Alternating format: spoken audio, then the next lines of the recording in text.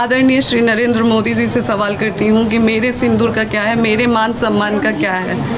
मेरे सिंदूर के लिए कुछ नहीं होगा। सब कुछ बोलता हूँ और आप चाहो कि मैं आपसे दब जाऊं तो होने वाला नहीं। तो देखिए, ज्योति सिंह का चीख और पुकार पहुंचा है नरेंद्र मोदी जी के पास और मोदी जी ने कर दिया है पावर स्टार पवन सिंह का बीजेपी से पत्ता साफ। और मोदी जी का कहना है कि बेटी बचाओ बेटी पढ़ाओ, और पावर स्टार पवन सिंह उन्हीं के पार्टी में रह के लड़कियों के साथ बहुत ही ज्यादा दुर्व्यवहार कर रहे हैं, इसीलिए मोदी जी ने उनका टिकट काट दिया है बीजेपी से। और अब ये देखने वाली बात है कि क्या पावर स्टार पवन सिंह अपने आप को निर्दोष साबित करके फिर से बीजेपी में शामिल हो पाते हैं या नहीं हो पाते हैं, ये सोचने वाली बात है। फिलहाल पावर स्टार पवन सिंह ने मीडिया के सामने आके बहुत ही ज्यादा कोशिश किया था अपने आप को निर्दोष साबित करने का, लेकिन ज्योति सिंह ने एक एक सबूत के साथ पावर स्टार पवन सिंह का भांडा फोड़ दिया है। लेकिन पावर स्टार पवन सिंह कैसे भी झूठ सच बोल के अपने छवि को बरकरार रखना चाहते हैं, लेकिन जनता को पता चल चुका है कि पावर स्टार पवन सिंह कितने घटिया इंसान हैं, और इसीलिए पावर स्टार पवन सिंह को जनता इतना ट्रोल कर रही है सोशल मीडिया पे कि अब पवन सिंह के राजनीतिक करियर के साथ साथ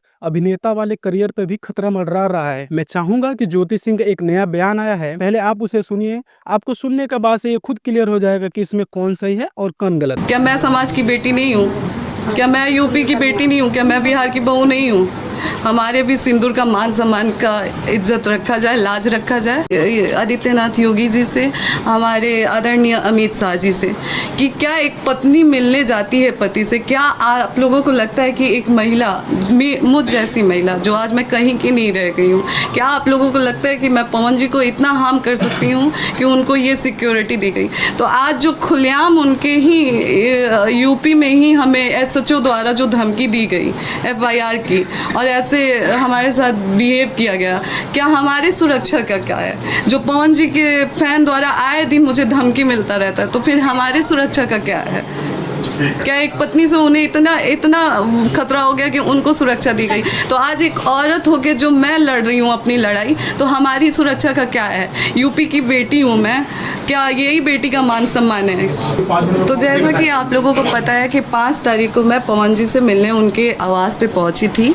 वहाँ पे जब मैं पहुंची तो वहाँ पे कोई पुलिस, जैसा कि उन्होंने बोला था कि पहले से ही पुलिस वहाँ पे उनके भाई द्वारा बोला गया था कि वहाँ पे पहले से ही प्रशासन वहाँ पे थी, तो ऐसा कुछ नहीं था। मैं जब वहाँ पे पहुँची तो पहले हम लोगों ने गार्ड से पूछा, तो गार्ड ने ही हमें मना कर दिया कि नहीं, आपको ऊपर जाना अलाउ नहीं है, मना किया गया है। फिर जब हमने उनसे पूछा तो उतनी देर में प्रशासन आती है, प्रशासन द्वारा बोला जाता है कि आप थाने चलिए, थाने बैठ के बात होगी। मैंने बोला कि नहीं, मैं थाना नहीं जाऊंगी। उसका वीडियो है मेरे पास, पहले मैं आप लोगों को वीडियो दिखाती हूँ। जब सुबह मैं जब पहुँची हूँ वहाँ पे, जब प्रशासन आई थी वहाँ का, 3rd नंबर वाला,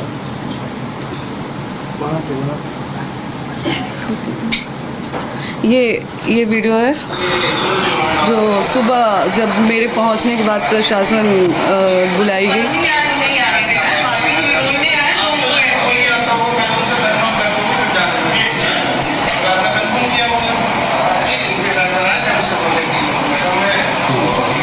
तो वहाँ भी प्रशासन बुला के मेरे साथ बदतमीजी किया गया वहाँ पे भी। और पवन जी बोल रहे हैं कि जब मैं रूम में चली गई उसके बाद प्रशासन बुलाई गई, और ऋतिक जी कह रहे हैं कि हम लोगों ने पहले से, प्रशासन सुबह से ही वहाँ पे प्रेजेंट थी। तो पहले तो आप इन दोनों लोगों के बात में ही फ़र्क समझ जाइए आप लोग कि दोनों भाई लोग अलग अलग बात कर रहे हैं। और दूसरी बात कि चुनाव को लेके कि इतना आप गिर गई, तो चुनाव को लेके मैं गिरी। मैंने उसके बाद भी एक वो डाला कि पोस्ट डाला कि अगर आप मुझे पत्नी रूप में स्वीकार करते हैं तो मैं आज भी चुनाव लड़ने के लिए मना कर रही हूँ और मैं चुनाव नहीं लड़ूंगी। मैं यहाँ तक भी बोल रही हूँ कि अगर आप मुझे बोलेंगे कि आप अपने परिवार से रिश्ता ख़त्म कर दीजिए, आपके साथ अगर आप मेरे साथ ये भी कंडीशन रखते हैं कि आप अपने परिवार से नहीं मिलेंगी, आप अपने मायके नहीं जाएंगी, तो मैं वो भी करने के लिए तैयार हूँ। चुनाव नहीं लड़ेंगी, मैं वो भी करने के लिए तैयार हूँ, लेकिन शर्ते कि आप मुझे पत्नी के रूप में स्वीकार करिए तब।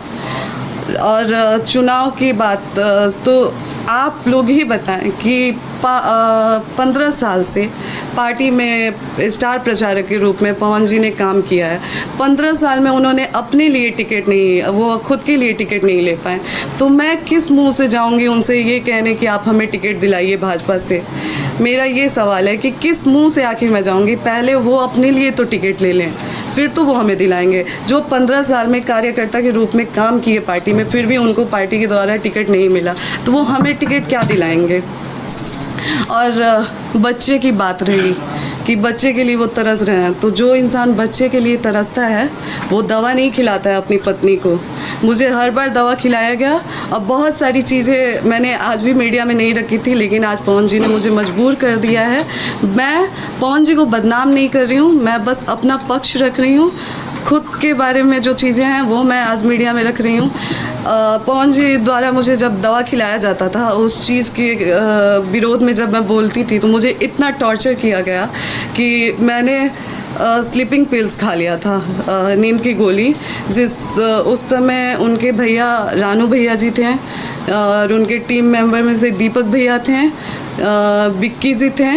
रात के 2 बजे वो लोग मुझे उठा के हॉस्पिटल ले गए और वहाँ पे मेरा इलाज हुआ। हॉस्पिटल का नाम मैं आपको दिखाती हूँ।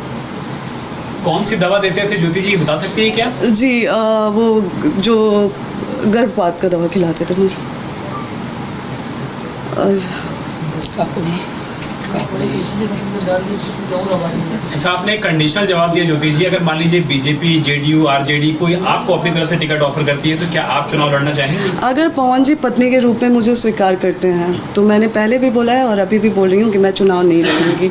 और अगर पवन जी मुझे पत्नी के रूप में स्वीकार ही नहीं करते हैं, तो आज मैं भी समाज से पूछना चाहूँगी, क्या मुझे जीने का हक नहीं है? अगर पत्नी के रूप में वो मुझे स्वीकार करते ही नहीं है, तो मैं कहाँ जाऊँ? क्या मैं अपने लिए खड़ी नहीं हूँ? क्या मैं एक ऐसी औरत बन के रह जाऊं कि लोग मुझे देख के ये सोचे कि मैं हार गई अपनी चीज़ों से? आज मुझे कई महिलाएं देख के उनको हिम्मत मिल रही है, कई महिलाएं मेरे लिए खड़ी हैं। आप चुनाव लड़ेंगे पवन सिंह के खिलाफ? अगर वो पत्नी, अगर ये मौका मिलता है तो आप चुनाव लड़ना चाहेंगे उनके खिलाफ? आप लड़ेंगे, उनके खिलाफ लड़ेंगी? बात चुनाव की है ही नहीं। देखिए मैं उन्होंने तो पूरा बात चुनाव पे ही डाल दी है। जी, उन्होंने कहा कि चुनाव की वजह से अगर वो पत्नी के रूप में स्वीकार नहीं करते हैं, तो मेरे पास फिर कोई रास्ता ही नहीं है। चुनाव लड़ेंगे जी। किसी से बात चल रही है आपकी? किसी पार्टी से कौन देगा टिकट? फिलहाल देखिए, अभी तो कुछ टाइम से मैं यहीं पे हूँ, तो मेरा जो भी बातचीत हो रहा था वो अभी फिलहाल इन सब चीज़ों में इतनी बुरी तरह से मैं वो हो गई हूँ कि अभी फ़िलहाल मेरी किसी से कोई बातचीत नहीं है। नहीं, मेरा इंटेंशन ये नहीं है कि मुझे पवन जी के खिलाफ लड़ना है। बाकी पार्टी मुझे जहाँ से अगर लड़ाती है या फिर पार्टी टिकट देती है, तो फिर जैसा पार्टी का आदेश होता है वैसे। जी, मैंने बोला कि इतने टाइम में मेरी थोड़ी सी पार्टी से संपर्क टूट गई है, जहाँ पे बातचीत जी। मैं अभी उस पार्टी का नाम एक्सपोज नहीं करना चाहती। मैंने बोला तो कि जहाँ से पार्टी मुझे मौका देती है वहाँ से मैं चुनाव लड़ूंगी। काराकाट में आपको देखा गया है ना लगातार जनता से संपर्क करते हुए, तो क्या वो सीट आप सबसे ज्यादा प्रेफर कर रही हैं? जी बिल्कुल, मैं जहाँ पे बैठी हूँ वहाँ पे मैंने काराकाट के लिए ही मांग की है, क्योंकि लोकसभा चुनाव में पवन जी जब लोकसभा चुनाव लड़े थे, उसके बाद पवन जी एक भी बार वहाँ पे नहीं गए। लोगों की उम्मीद, जो 2,75,000 लोगों ने उनको वोट दिया था, उन लोगों की भी इमोशंस के साथ खिलवाड़ हुआ। और आप कह रहे, उम्मीद करता हूं कि ज्योति सिंह का पूरा बयान सुन लिए होंगे।